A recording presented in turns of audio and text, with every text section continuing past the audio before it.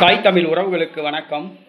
கள்ளர் சமூக மாணவர்களுக்கு திமுக அரசு செய்த கொடுமை என்ற தலைப்பில் இந்த காணொளியை காண்கிறோம். கள்ளர் சமூக மாணவர்களுக்கு திமுக அரசு செய்த கொடுமை, அதாவது பிரமலை கள்ளர் சமூகத்தை சார்ந்த மாணவர்கள் கல்வி அறிவில் மேம்பட வேண்டும் என்பதற்காக கள்ளர் நலவாரியம் ஏற்படுத்தப்பட்டு கள்ளர் பள்ளிகள் நிறுவப்பட்டுள்ளன. கள்ளர் சமூகத்தை சார்ந்தவர்கள் கல்வி அறிவு பெற வேண்டும் என்ற நோக்கத்தில். ஆனால் மதுரை, தேனி, திண்டுக்கல் ஆகிய மாவட்டங்களில் கள்ளர் சீர்திருத்த பள்ளிகளில் ஆசிரியர்கள் நியமிக்கப்படவில்லை. கள்ளர் பள்ளிகளில் ஆசிரியர்கள் பல ஆண்டுகளாக நியமிக்கப்படவில்லை. அங்கு படிக்கின்ற பிரமலை கள்ளர் சமூக மாணவர்களுடைய அந்த கல்வி பாதிக்கப்படுகிறது. மதுரை மாவட்டம் தும்மக்குண்டு என்ற ஊரில் உள்ள ஒரு கள்ளர் பள்ளியில் தமிழாசிரியர் பல ஆண்டுகளாக இல்லை. நடைபெற்று முடிந்த 10ஆம் வகுப்பு தேர்வில் தமிழ் பாடத்தில் 9 மாணவர்கள் தோல்வியடைந்தனர். கள்ளர் பள்ளி, அதாவது தும்மக்குண்டில் உள்ள கள்ளர் பள்ளியில் தமிழாசிரியர் பல ஆண்டுகளாக இல்லை.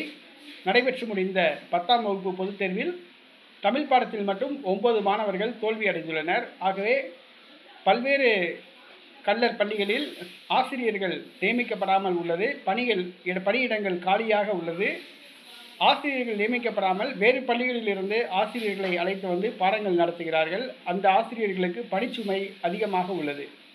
ஆகவே உடனடியாக கள்ளர் பள்ளிகளில் ஆசிரியர்கள் நியமிக்கப்பட வேண்டும். அப்படி இல்லாவிட்டால் தற்காலிகமாகவாவது ஒரு தொகுப்பூதியத்தில் அந்த ஆசிரியர்களை நியமித்து கள்ளர் சமூக மாணவர்களுடைய கல்வி வளர்ச்சிக்கு தமிழக அரசு உதவ வேண்டும். பல வருடங்களாக அங்கே கள்ளர் பள்ளியில் ஆசிரியர்கள் நியமிக்கப்படாமல் இருக்காங்க. இது வருத்தத்தக்க விஷயம்.